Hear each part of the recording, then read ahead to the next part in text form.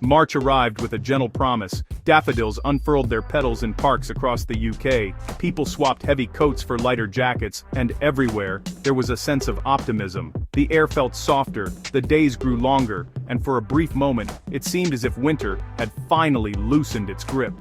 Children played outside, couples strolled beneath budding trees, and a collective sigh of relief swept through the country as we welcomed the first true signs of spring. But this sense of renewal was a cruel illusion, a fleeting glimpse of warmth before nature's harsh reminder.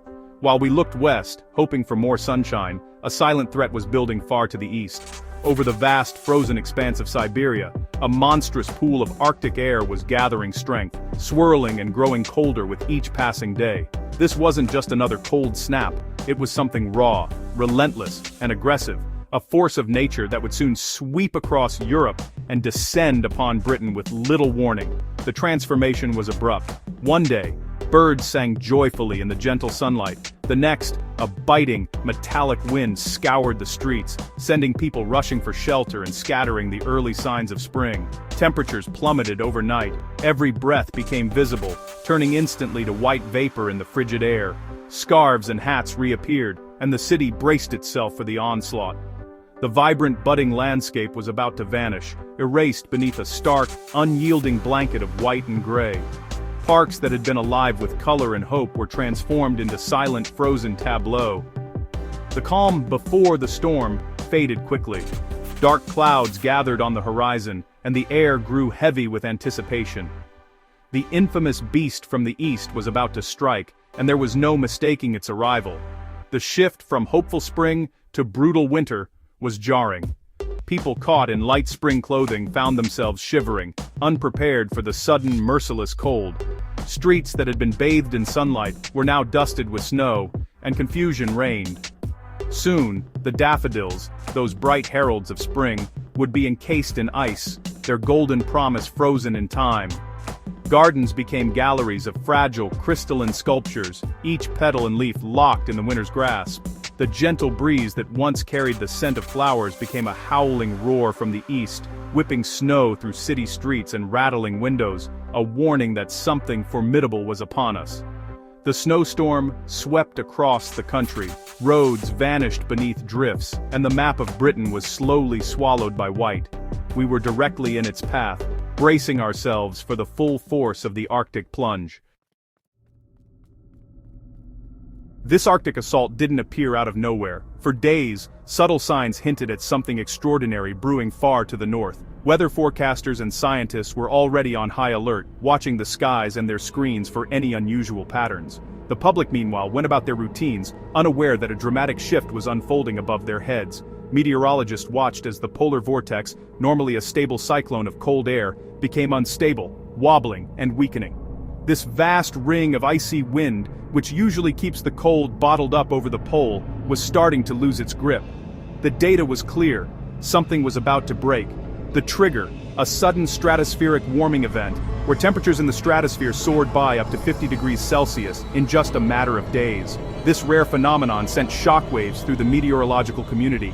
It was as if the Arctic's protective shield had been pierced, setting off a chain reaction that would soon reach us. This slammed the brakes on the vortex, shattering its cage and letting frigid air spill south.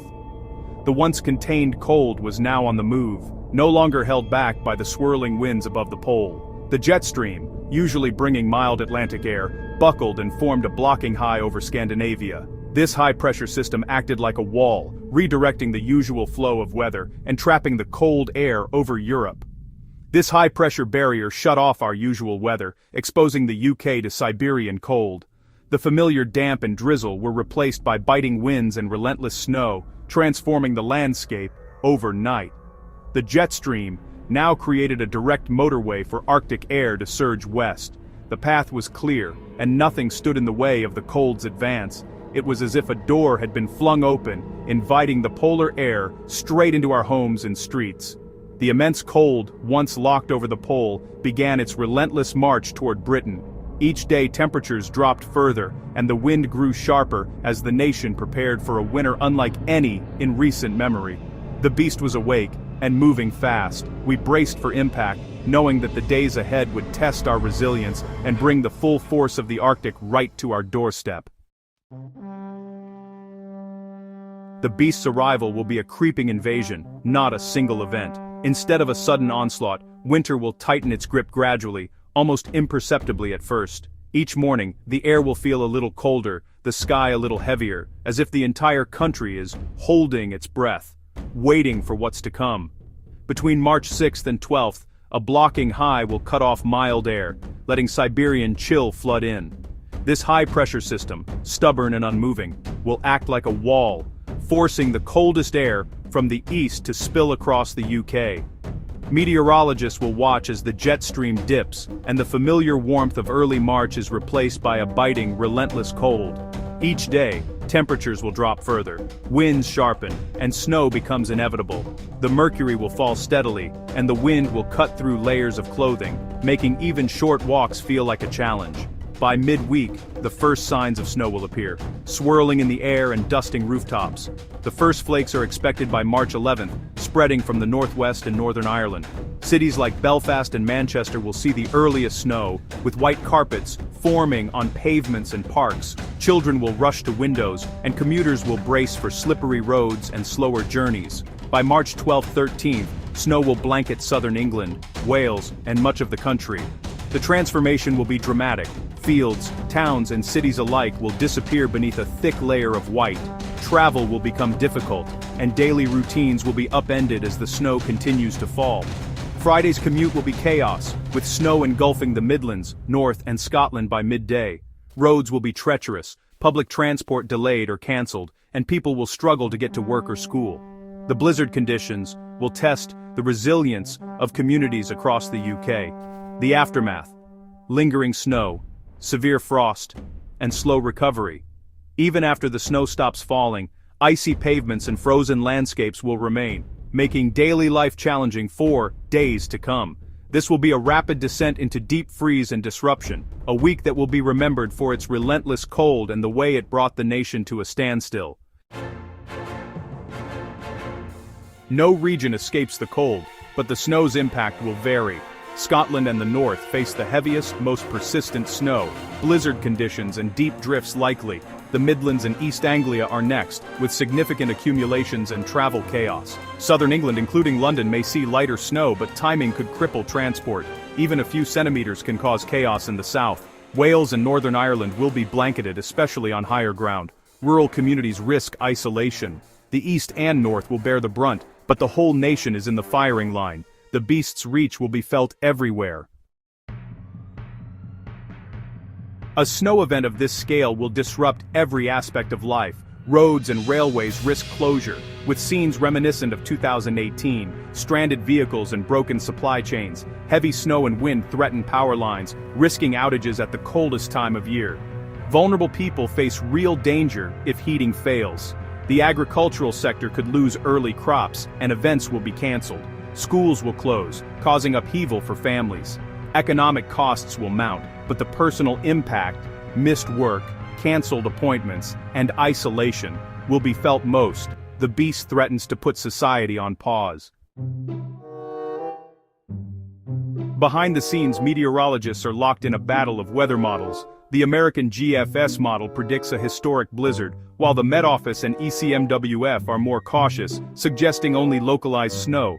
A small shift in the blocking high's position could mean the difference between deep freeze and milder rain. The public faces confusion and anxiety as forecasts diverge. As the event nears, models may align, but for now, we're on high alert. The outcome hangs in the balance. We watch and wait. The true impact isn't measured in snow depth, but in disruption and anxiety. March's timing is psychologically jarring. We're ready for spring, not a winter siege. Coats and grit are packed away, and panic buying sets in as people rush to prepare. The emotional toll is real. Fear of isolation, school closures, and dangerous commutes. There's a shared sense of powerlessness as forecasts darken. The beast exposes our vulnerabilities and tests our resilience. It forces us to slow down, check on neighbors, and confront nature's power. Winter doesn't always follow the calendar, and can return with a vengeance. With the storm days away, preparation is urgent. Stay informed, monitor trusted forecasts and heed official warnings. Stock up on non-perishable food, water, torches and batteries. Check on vulnerable neighbors and prepare a winter car kit. Don't travel unless absolutely necessary. Find your warmest clothes and ensure your phone is charged. Know how to shut off water in case of frozen pipes. These small steps can make a huge difference. The beast is stirring. Don't wait for the first snowflake. Prepare now, stay safe, and stay warm.